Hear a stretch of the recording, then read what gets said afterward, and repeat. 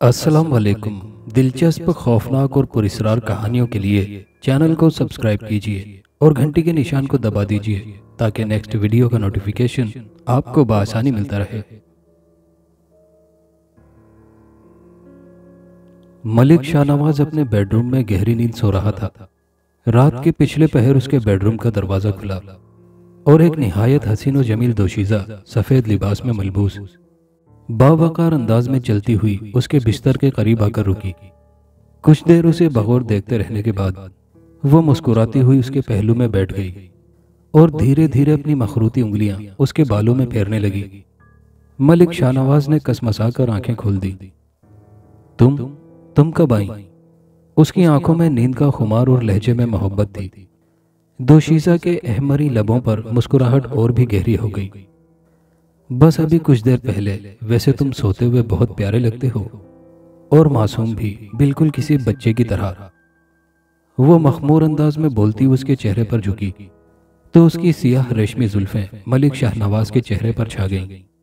शाहनवाज ने उसकी सहर अंगेज आंखों में झांका जिनमें अनकहे जज्बात पूरी तरह मचल रहे थे। वो भी बहक गया था, मगर जो ही उसने उसे बाहों में भरना चाहा वो तड़प कर पीछे हट गई। मलिक जी, इतनी जल्दी भी क्या है? वो अदाए खास से कहती हुई बिस्तर से उठ खड़ी हुई।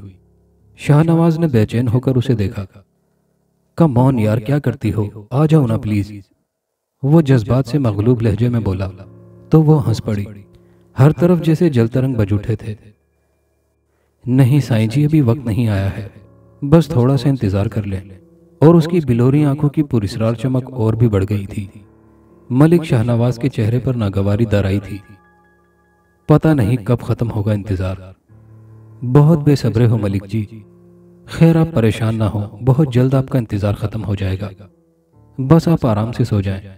मैं अभी चलती हूँ, काफी वक्त हो गया है। अपना ख्याल रखिएगा। वो मोहब्बत से कहती हुई दरवाजे की तरफ बढ़ गई। कल आओगी ना? मलिक शाहनवाज ने बेचैनी से पूछा। हाँ हाँ, जरूर आऊंगी, उसने पलटकर कहा और बाहर निकल गई। रात में मेहरुन्निसा की आंख प्यास की शिद्दत की वजह से खुली थी। उसने उठकर साइड टेबल पर मौजूद जग से गिलास पानी में उंडेला और एक ही सांस में खाली कर दिया। फिर वो दोबारा लेटने के लिए सीधी हुई तो उसकी नजर सामने अपने कमरे की खिड़की की तरफ उठी तो वो चौंक गई। अरे, ये खिड़की कैसे खुली रह गई? मैं तो बंद करके सोई थी। वो हैरान हैरान सी बिस्तर से उठी। खिड़की बंद करके जैसे ही पलटी, उसे बिस्तर पर मौजूद वजूद को देखकर खौफ और दहशत से उसके हलक से चीख निकल गई थी। उस वजूद को अपनी तरफ बढ़ता देखकर वो तेवरा कर फर्श पर गिर गई। बड़ी चौधराइन और मलिक शाहनवाज चीख की आवाज सुनकर मेहरू के कमरे की तरफ दौड़े थे। मेहरू, मेहरू! बड़ी चौधराइन तेजी से उसकी जानिब बढ़ी थी। दूसरे ही लम्हे उनकी चीख निकल गई थी। क्या हुआ अम्मा? मलिक शाहनवाज ने बेचैनी से पूछा था। बड़ी चौधराइन ने उसे सहमी हुई नजरों से देखा, फिर दोबारा फर्श की तरफ देखा था। मलिक शाहनवाज ने उनकी निगाहों को ताकुब किया तो वो भी चौंक गया। सामने मेहरुन्निसा की कटी फटी लाश पड़ी थी। ये सब कैसे हो गया? वो बेकरारी से बोला। बड़ी चौधराइन बिलक बिलक कर रो रही थी। मलिक शाहनवाज की आंखों से भी आंसू जारी हो गए थे। आखिर मेहरुन्निसा उसकी अकलौती और लाडली बहन थी। अगली सुबह बड़ी सोगवार थी। पूरी हवेली में कोहराम बपा था। रात के किसी पहर मेहरुन्निसा को बेदर्दी से कत्ल कर दिया गया था और कातिल मफरूर था। पूरे गांव में यह खबर जंगल की आग की तरह फैल गई थी। मलिक शाहनवाज और चौधराइन सदमे से निढाल थे। पुलिस अपनी कार्रवाई कर रही थी, लेकिन कई रोज गुजर जाने के बाद भी कातिल का कोई निशान न मिल सका था। अभी मेहरुन्निसा को कत्ल हुए चंद दिन ही गुजरे थे कि एक और वाक़या ने हवेली वालों को हिलाकर रख दिया था। वो दोपहर का वक्त था जब खादिम हुसैन निहायत घबराया हुआ हवेली में दाखिल हुआ था। वड्डी चौधराइन जी, मलिक जी! वो तेज आवाज में पुकार रहा था। क्या हुआ खादिम हुसैन, तुम इतने घबराए हुए क्यों हो? मलिक शाहनवाज तेजी से अपने कमरे से निकला था। साथ ही बड़ी चौधराइन भी मेहरुन्निसा के कमरे से बरामद हुई थी। उनके चेहरे पर तशवीश के साए लहरा रहे थे। मलिक जी, गजब हो गया, गंदम की फसल को किसी ने आग लगा दी है। खादिम हुसैन की बात सुनकर मलिक शाहनवाज को जैसे जमीन घूमती महसूस हुई थी। ये क्या कह रहा है तू? शाहनवाज चिल्लाते हुए बोला था, आप मेरे साथ चलें। खादिम हुसैन कहता हुआ बाहर की जानिब लपका। शाहनवाज भी उसके पीछे लपका और बड़ी चौधराई सोफे पर ढह सी गई थी। ये क्या हो रहा है हमारे साथ? मलिक, शाहनवाज और खादिम हुसैन डेरे पर पहुंचे तो सब कुछ जलकर राख हो चुका था। गम और गुस्से से निढाल शाहनवाज मुंशी दीन मोहम्मद की तरफ बढ़ा, जो एक तरफ खड़ा थर थर कांप रहा था। ये सब कैसे हो गया दीन मोहम्मद? मुझे नहीं पता मालिक। मलिक जी, डेरे पे तो अल्लादित्ता और खैरू थे। शाहनवाज का रुख अब दोनों की तरफ था। उनके चेहरों पर भी हवाइयां उड़ रही थीं। उनके कुछ कहने से पहले ही अल्लादित्ता बोल उठा, मलिक जी, आग अचानक ही भड़क उठी थी। कैसे और क्यों लगी कुछ नहीं मालूम। हम सब ने आग बुझाने की बड़ी कोशिश की, पर सब बेकार। हाँ, हैरानी की बात तो यह है कि जैसे जैसे पानी डालते आग उतनी ही भड़क उठती थी। लगता था जैसे पानी ना हो बल्कि मिट्टी का तेल हो। कोई डेरे की तरफ तो नहीं आया था? मलिक, शाहनवाज ने पुरसोच नजरों से अल्लादित्ता की तरफ देखते हुए पूछा था। कोई नहीं जी, बस एक लड़की आई थी। अल्लादित्ता ने जहन पर जोर देते हुए कहा। लड़की? मलिक, शाहनवाज चौंका। जी मलिक जी, कोई परदेसन मालूम हो रही थी। उसने खुद को सियाह चादर में ढांप रखा था। बस आधा चेहरा ही नजर आ रहा था, जो कि सियाह और बुरी तरह जला हुआ था। उसे प्यास लगी थी। उसने मुझसे पानी मांगा था। मैंने दे दिया और फिर वो चली गई। अल्लादित्ता ने तफसीलन उसे बताया था। और कुछ, कोई खास बात? शाहनवाज ने जोर देते हुए कहा तो अल्लादित्ता चौंका। खास बात? हाँ जी, वो इधर फसलों के दरमियान से गुजरते हुए बड़े अजीब अंदाज में इन्हें देख रही थी। उसकी बिलोरी आंखों में कोई खास चमक थी, जैसे उनमें आग के शरारे भड़क रहे हों। क्या तुमने उसे कोई हरकत करते और आग लगाते देखा? मलिक, शाहनवाज ने तेजी से उसकी बात काटी थी। नहीं जी, वो तो खाली हाथ थी। उसके जाने के 2 मिनट बाद ही ये आग इतनी तेजी से भड़की थी। तुम्हें कुछ अंदाजा है वो किस तरफ गई थी? जी, उसका रुख नहर की तरफ था। उससे आगे का कुछ पता नहीं जी। उसने नजरें झुकाए जवाब दिया। खादिम हुसैन, थाने चलो। वो जीप की तरफ बढ़ा तो अल्लादित्ता और खैरू भी साथ हो लिए। पुलिस ने गांव का चप्पा चप्पा छान मारा, लेकिन लड़की का कोई पता न लगा। अल्लादित्ता के अलावा उस लड़की को आते जाते किसी ने नहीं देखा था। उस वक्त डेरे पे अल्लादित्ता अकेला था। खैरू घर से खाना लेने गया हुआ था। वो लड़की कौन थी? आखिर मलकों का कौन सा ऐसा दुश्मन पैदा हो गया था जो मेहरुनिसा के कत्ल के बाद दिन दिहाड़े उनकी फसलों को आग लगाकर उन्हें लाखों का नुकसान पहुंचा गया था? अल्लादित्ता के जहन में यही सवाल गर्दिश कर रहे थे, मगर इनके जवाब उसके पास नहीं थे। शाम के साए गहरे होते ही अचानक आसमान पर काले बादल घिराए थे। गांव के लोगों ने मौसम के तेवर देखे तो जल्दी जल्दी घरों का रुख करने लगे। तेज मस्त हवाएं चलने लगी थी। यूं लगता था जैसे शदीद तूफान आने वाला हो। सबकी निगाहें आसमान पर छाई काली घटाओं पर थी, जिनकी स्याही मजीद बढ़ती जा रही थी। तारीकी ने सारे गांव को अपनी लपेट में ले रखा था। फिर जब बादल गरजे तो बच्चे दौड़कर माओं की आगोश में पनाह ढूंढने लगे। बिजली कड़की तो साथ ही तेज बारिश होने लगी। सख्त तूफानी हवाएं भी जोरों पर थी। बड़े बूढ़े इस्तगफार करते हुए खुदा ताला से रहमत की दुआ मांग रहे थे। ये तूफान जरूर कहीं ना कहीं तबाही मचाएगा। मलिक शाहनवाज की बात पर ड्राइविंग सीट पर बैठे खादिम हुसैन ने सर हिला दिया। वो बड़ी मुश्किल से ड्राइव कर रहा था और मलिक शाहनवाज अपनी महबूबा के ख्यालों में गुम था, जो काफी दिनों से उससे मिलने नहीं आई थी। वो रोज उसका इंतजार करता था, लेकिन वो तो गायब ही हो चुकी थी। न जाने कहाँ चली गई है। पता करना पड़ेगा, लेकिन मुझे तो ये भी नहीं मालूम कि वो रहती कहाँ है। काश मैं पूछ ही लेता। वो मुसलसल उस हसीन दोशीज़ा के मुतालिक सोच रहा था। उसके साथ बैठा मलिक नौरेज मौसम के तेवर देखकर परेशान हो गया था। हम हवेली कब पहुंचेंगे? उसकी आवाज पर मलिक शाहनवाज चौंका। उसने मलिक नौरेज को देखा, जिसके चेहरे पर से परेशानी झलक रही थी। बस थोड़ी ही देर में, तुम परेशान मत हो। मलिक शाहनवाज ने मुस्कुराकर अपने चचाजाद भाई को तसल्ली दी, जिसे लेने के लिए उसे शहर के एयरपोर्ट आना पड़ा था। वो मुस्तकिल तौर पर बैरून मुल्क में रहता था और अब पाकिस्तान आया था ताकि मेहरुनिसा की मौत पर ताज़ियत कर सके। उसकी मौत के वक्त तो वो अपने बिजनेस में मसरूफ था और कुछ वीज़े का मसला हो गया था, जिसकी वजह से वो मौके पर पहुंच न सका। लेकिन अब फुर्सत मिलते ही पाकिस्तान चला आया था। उसके माँ बाप हयात न थे। बड़ी चौधराइन उससे बड़ी मोहब्बत करती थी। आखिर वो हवेली वालों का होने वाला दामाद भी तो था, लेकिन सब अधूरा रह गया था। मलिक शाहनवाज से उसकी खूब दोस्ती थी। दोनों हम उम्र ही थे। मलिक नौरेज दिल ही दिल में खैर आफियत से हवेली पहुंचने की दुआएं मांगता। वो कभी मलिक शाहनवाज को देखता और कभी हद से बड़ी तारीकी में तूफान से लहराते दरख्तों को। खुदा खुदा करके वो हवेली पहुंचे, तब उसने जाकर सुख का सांस लिया था। रात खाने की मेज पर 3 नफूस खामोशी से खाना खा रहे थे। तूफान पहले से भी बढ़ गया था। हवेली में जामिद खामोशी और मौसम की खराबी ने माहौल को पुरस्रार बना रखा था। मलिक नौरेज इस खामोशी से घबरा गया था। ताई, खाना बहुत मजे का पका है। उसने सिंधी बिरयानी से इंसाफ करते हुए सकूत को तोड़ा था। बेटा, मैंने खास तौर पर तुम्हारे लिए अपने हाथों से बनाई है, तुम्हें पसंद आई? बड़ी चौधराई ने मोहब्बत से उसकी तरफ देखते हुए कहा। जी बहुत ज्यादा, वो मुस्कुराया। बड़ी चौधराइन खो सी गई थी। मेहरू को भी बहुत पसंद थी, खास तौर पर मेरे हाथ से बना खाना उसे बहुत अच्छा लगता था। उनके लहजे में उदासी घुल गई थी, जबकि मलिक शाहनवाज और नौरेज के मुस्कुराते लब भिंच गए थे। हाँ, मेहरू को भी। मलिक नौरेज ने जुमला अधूरा छोड़ा। तीनों की आंखों में नमी तैरने लगी थी। बड़ी चौधराई ने जल्दी से अपनी भीगी आंखें पोंछकर खुद को संभाला।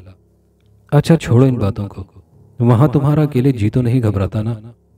नहीं ताईजान, अब तो आदत हो गई है, उसने जबरदस्ती मुस्कुराते हुए कहा। यूं ही बात से बात निकली तो माहौल पर छाई उदासी भी खत्म हो गई। रात तकरीबन 12 बजे वो तीनों हंसते मुस्कुराते अपने अपने कमरों की तरफ बढ़े थे। अच्छा यार, सुबह मुलाकात होगी, मलिक शाहनवाज ने उसके कमरे के पास रुककर कहा, तो वो भी मुस्कुरा दिया। ओके, शब बखैर। दोनों ने हाथ मिलाए और अपने अपने कमरों में दाखिल हो गए। उसी वक्त मलिक नौरेज का दिल किसी अनहोनी के पेश नजर बुरी तरह धड़का था। मलिक शाहनवाज को सोए हुए थोड़ी ही देर गुजरी थी कि उसे महसूस हुआ कि उसके कमरे में कोई मौजूद है। वो एक झटके से उठ बैठा। जब उसकी सोफे पर नजर पड़ी तो बेख्तियार सुकून भरी सांस उसके सीने से खारिज हुई थी। तुम कहाँ चली गई थी? जानती हो कितना इंतजार किया है मैंने। तुम्हारा कोई अता पता भी तो नहीं था जो मैं खुद चला आता। वो बेख्तियार उठा और सोफे के पास आ गया था। जानती हो कितनी बड़ी कयामत गुजरी है मुझ पर। बोलो ना, कहाँ चली गई थी? क्यों नहीं आई थी तुम? शाहनवाज ने उस अजनबी हसीन दोशीजा से पूछा। उसने सर उठाकर उसे देखा तो मलिक शाहनवाज को अपने जिस्म पर चूंटियां सी रेंगती हुई महसूस हुई थी। वो बेसाख्ता 2 कदम पीछे हटा। कौन हो तुम? तुम्हारी मौत, उसने इंतहाई सर्द और सपाट अंदाज में जवाब दिया था। खौफजदा होने की जरूरत नहीं मलिक जी, बड़े प्यार से मारूंगी, आखिर तुम्हारी महबूबा जो हूं। वो हिजियानी अंदाज में हंसी। उसकी आंखों में नफरत और इंतकाम के शोले जल रहे थे। मुझे गौर से देखो, मैं वही हूं जिसे तुमने मारकर फेंक दिया था। मैं मर गई थी, लेकिन मेरी रूह तुमसे और तुम्हारे खानदान से इंतकाम लेने के लिए तड़पती रही, और आज ये इंतकाम भी पूरा हो जाएगा। वो पुरसुकून अंदाज में कहती हुई इसकी जानिब बढ़ी थी। शाहनवाज साकित तो जामिद खड़ा उसे देख रहा था। तभी उसके होंठों ने हरकत की और एक नाम अदा हुआ। नूरशे। हाँ, नूरशे फजल कुमार की बेटी। वो सरगोशी में बोलती कदम ब कदम उसकी जानिब बढ़ती गई। मौत को सर पर मंडलाता देखकर मलिक शाहनवाज चकरा गया था। मलिक शाहनवाज और बड़ी चौधराइन को भी बेदर्दी से कत्ल कर दिया गया था।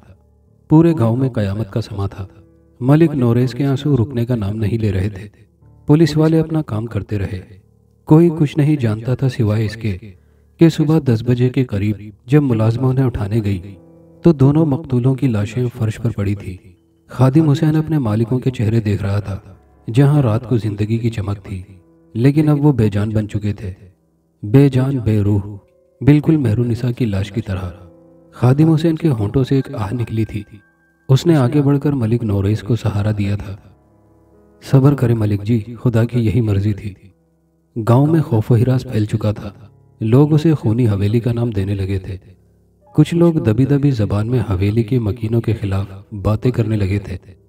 उनके ख्याल में ये सब उनकी बदआमालियों की सजा थी। जितने मुंह उतनी बातें। मलिक नौरेज गम से निढाल था तो खादिम हुसैन का जहन इस गुत्थी को सुलझाने में लगा था। मगर कौन, क्यों और कैसे, इस तरह के कई सवालों में उलझ जाता था। उस रोज भी बहुत से लोग हवेली में मलिक नौरेज से ताजियत के लिए आए बैठे थे। आने वालों में खादिम हुसैन के पीरो मुर्शिद पीर अब्बास अली शाह भी मौजूद थे, जो कि खास तौर पर फैसलाबाद से ओकाड़ा ताजियत के लिए मलिक नौरेज के पास आए थे। सब लोग चले गए तो खादिम हुसैन ने उन्हें देखा। उनके चेहरे पर इस तरह सा नजर आया जैसे कुछ कहना चाहते हो मगर कहने में झिझक महसूस हो रही हो। क्या बात है शाहजी, कोई परेशानी है? उसके पूछने पर उन्होंने सर हिलाया। अगर मलिक नौरेज इजाजत दें तो मैं कुछ कहना चाहूंगा। पीर जी ने उसे देखते हुए कहा। जी जरूर कहिए शाहजी, क्या बात है? मलिक नौरेज ने सवालिया नजरों से उन्हें देखा था। मलिक जी, इस हवेली पर एक बदरूह के असरात हैं। ये क्या कह रहे हैं आप? मलिक नौरेज ने उन्हें हैरानी से देखा। ठीक कह रहा हूँ, मेरे इल्म के मुताबिक तो यही है। इसका जल्द अज जल्द बंदोबस्त करना होगा, वरना वो अगर किसी बदअमल आमिल की दस्तरस में चली गई तो बहुत बुरा होगा। लेकिन शाहजी, हवेली वालों से उसकी क्या दुश्मनी हो सकती है? खादिम हुसैन ने उलझन से पूछा। ये मालूम करने के लिए मुझे अमल करना होगा, अगर मलिक जी इजाजत दें तो। पीर अब्बास अली शाह ने कहा तो खादिम हुसैन ने मलिक नौरेज को देखा जो सर झुकाए मुतफक्कुर सा बैठा हुआ था। ठीक है शाहजी, मेरी तरफ से इजाजत है। रात आहिस्ता आहिस्ता बीत रही थी मगर मलिक नौरेज की आंखों में नींद का शायबा तक न था। वो बिस्तर पर लेटा करवटें बदल रहा था। उसकी आंखें बेआरामी की वजह से सुर्ख हो रही थी। वो माजी की यादों में खोया हुआ था जब यह हवेली आबाद थी। ताया, ताईजान, अम्मा अब्बा, मेहरू, शाहनवाज और वो खुद, कितनी खूबसूरत और मुकम्मल जिंदगी थी। लेकिन अब सब खत्म हो गया था। हवेली वीरान हो गई थी। वो सब लोग मनो मिट्टी तले जा सोए थे जिनके दम से हवेली आबाद थी। अब तो हवेली की हर शय से वहशत टपकती थी। अभी वो ये सोच रहा था कि उसे अचानक निस्वानी कहकहे सुनाई दिए। उसने इसे अपना वहम समझकर सर को झटका और एक बार फिर माजी में झांकने की कोशिश करने लगा। इस बार कहकहे काफी बुलंद थे। वो चौंक कर बैठा। ये आवाज तो हवेली से आ रही है। कौन है इस वक्त? वो बुड़बुड़ाया। कहकहे खत्म हुए तो रोने की आवाजें आने लगी थी। आवाज में बहुत दर्द और कर्ब था, जैसे कोई बेहद तकलीफ में हो। वो आहिस्ता से उठा और दरवाजा खोलकर बाहर निकल आया। आवाज की सिमत का तयन करते हुए उसके कदम हवेली के पिछवाड़े की तरफ बढ़ गए। तभी उसे एहसास हुआ कि उसके पीछे कोई आ रहा है। उसने जल्दी से पलटकर देखा। सामने खादिम हुसैन और पीर अब्बास अली शाह को देखकर उसने सुख का सांस लिया था। आप? इससे पहले कि वो कुछ और कहता, उन्होंने उसे खामोश रहने और आगे बढ़ने का इशारा किया था। वो तीनों आगे पीछे तारीकी में चलते हवेली के पिछवाड़े चले आए थे। खादिम हुसैन और मलिक नौरेज एकदम ठिठक कर रुक गए थे, जबकि अब्बास अली शाह तेजी से मुंह ही मुंह में कुछ पढ़ते हुए आगे बढ़ रहे थे। वो एक निस्वानी वजूद था जो घुटनों पर सर रखे सिसक रहा था। उसके लंबे बाल पुश्त पर बिखरे थे। वो हौले हौले हिचकियां भरती लरज रही थी। उसकी पुश्त उन तीनों की तरफ थी।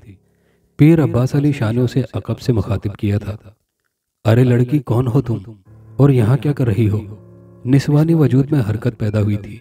उसने सर घुमाकर कहर बरसाती नजरों से उन्हें घूरा था। मलिक नौरेज और खादिम हुसैन तो पसीने में नहा गए थे। बहुत भयानक चेहरा था उसका। जला हुआ एक आंख भी गायब थी। नाक की जगह सिर्फ 2 सुराख थे, बिल्कुल छोटे छोटे से। उसकी आंखों से शोले निकल रहे थे। रात की तारीकी में वो बहुत भयानक लग रही थी। मलिक नौरेज का दिल इस तेजी से धड़क रहा था जैसे पसलियां तोड़कर बाहर आ गिरेगा। यही हाल खादिम हुसैन का था। उसी वक्त उस बदरूह के होंठों ने हरकत की थी। शाहजी, कैदी बनाकर भी पूछ रहे हो? सब कुछ जानते हो तो फिर? उसने पीर अब्बास अली शाह को देखा। मैं तो जानता हूं मगर ये लोग तो नहीं जानते ना। आखिर तुमने इस घर को क्यों उजाड़ दिया? उस लड़की ने सर झुका दिया। जब उठाया तो उसकी आंखों से आंसुओं की झड़ी लगी हुई थी। सुनो, तुम सब सुनो मेरी बर्बादी की दास्तान। मेरा नाम नूरशेह है। मेरा ताल्लुक किसी गांव के एक छोटे से कुम्हार खानदान से था। हमारे घर में 5 अफराद थे। अम्मा अब्बा, मेरे 2 छोटे बहन भाई और मैं खुद। मेरे अब्बा मिट्टी के बर्तन बनाया करते थे। गुर्बत के बावजूद उन्होंने मुझे बहुत लाड से पाला था। मेरे सारे नाज नखरे उठाते थे। मुझे अपने अब्बा से बहुत मोहब्बत थी। हम बहुत आसूदा और मुतमईन जिंदगी गुजार रहे थे। मैं लड़कपन से जवानी में दाखिल हुई तो रूप मुझ पर टूट कर बरसा था। पूरे गांव में मेरे हुस्न के चर्चे होने लगे थे। अम्मा मेरी हद से बढ़ती खूबसूरती से खाइफ होने लगी। उसने मुझे घर में रखना शुरू कर दिया था। हमारी जिंदगी में भौचाल उस वक्त आया जब इस गांव के चौधरी मलिक बख्त नवाज का इकलौता लड़का शहर से गांव छुट्टियां गुजारने आया था। वो हद से ज्यादा बिगड़ा हुआ नौजवान था। उसकी दस्त दराजियों की वजह से हर एक परेशान रहता था, लेकिन डर के मारे जबान भी न खोलता। कि कहीं इज्जत के साथ उनकी जान भी न चली जाए। अम्मा ने उन दिनों मुझे सख्ती से बाहर निकलने से रोक दिया था। अपनी तबीयत की खराबी के बावजूद वो खुद अब्बा को दोपहर का खाना दुकान पर पहुंचाती थी।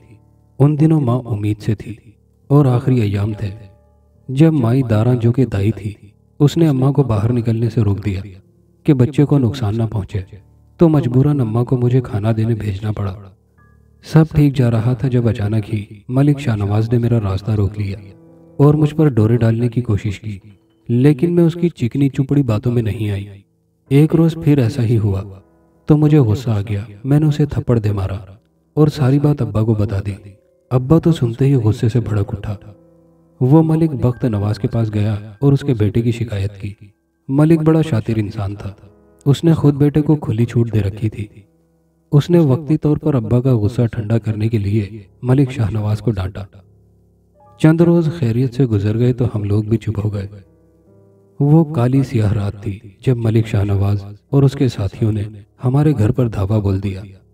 मेरे घर वालों को एक कमरे में बंद करके कुंडी लगा दी गई। वो मुझे जबरदस्ती घसीटकर मकान के बाहर ले आए। मलिक शाहनवाज के इशारे पर दो आदमी आगे बढ़े और उन्होंने हमारे मकान पर पेट्रोल छिड़क कर आग लगा दी। मैं रोती और चीखती रह गई, मगर कोई भी मेरी मदद को ना आया। आता भी कौन, गरीब तो गरीब होता है ना जी। मेरी आंखों के सामने मेरा खानदान जल गया। वो जलील लोग मुझे डेरे पर ले आए जहां मैं मलिक शाहनवाज के इंतकाम और हवस का निशाना बनी। उसने इसी पर इक्तिफा ना किया बल्कि तेजाब से मेरे चेहरे को जला दिया। तेजधार चाकू से मेरी नाक काट दी। मैं अजियत से तड़पती रही, मगर उस वहशी दरिंदे को जरा भी तरस ना आया। मैं किस किस चीज का मातम करती, अपनी इज्जत खो जाने और बदसलूकी का, या फिर अपने खानदान का। फिर उसने मुझे मार डाला। मैं मर चुकी हूं मगर मेरी रूह को सुकून नहीं है। मैंने मरने से पहले इंतकाम लेने की कसम खाई थी, लेकिन मेरा यह इंतकाम 5 साल बाद पूरा हुआ। मुझे मारने के बाद मलिक शाहनवाज खौफजदा हो गया था, जिसकी वजह से मलिक बख्त नवाज ने उसे बाहर मुल्क भेज दिया था। वक्त गुजरता गया, लोग भी भूलकर अपनी जिंदगी में गुम हो गए। मलिक शाहनवाज 5 बरस बाद अपने घर लौटा था और मैं इंतकाम के लिए तड़प रही थी। मेरे घर वालों की आहें और चीखें आज भी मेरे कानों में गूंजती हैं तो मेरा दिल कांप उठता है। मैंने रूप बदलकर मलिक शाहनवाज तक रसाई हासिल की। फिर जो कुछ हुआ आप सब जानते हैं। मेरे साथ आखिरत में क्या होगा ये सब मैंने खुदा पर छोड़ दिया है, जो हमारी जानों का मालिक है। हाँ, लेकिन मैंने अपने मुजरिम को जरूर कैफरे किरदार तक पहुंचा दिया है, मगर मेरी रूह को उस वक्त सुकून मिलेगा जब आप मेरी मदद करेंगे। नूरशाह ने उन तीनों को देखा जो एक ट्रांस की कैफियत में मौजूद थे। खादिम हुसैन और मलिक नौरेज की आंखों में आंसू थे। कैसी मदद? पीर अब्बास अली शाह ने सवाल किया।